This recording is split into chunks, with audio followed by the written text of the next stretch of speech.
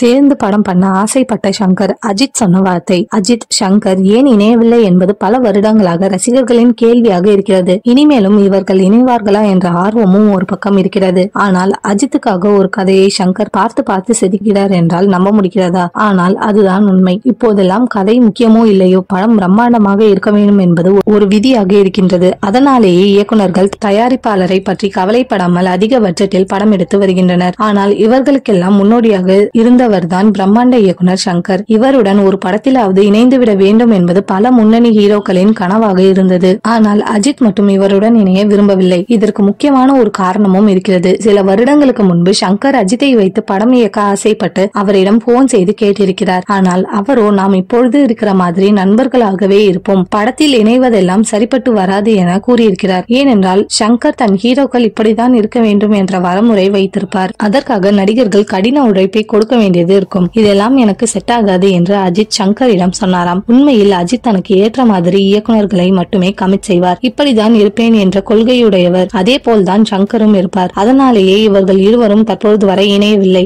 ஆனால் இவர்கள் இருவரும் சேர்ந்து படம் பண்ண போகிறார்கள் என ஏகப்பட்ட செய்திகள் வந்தது.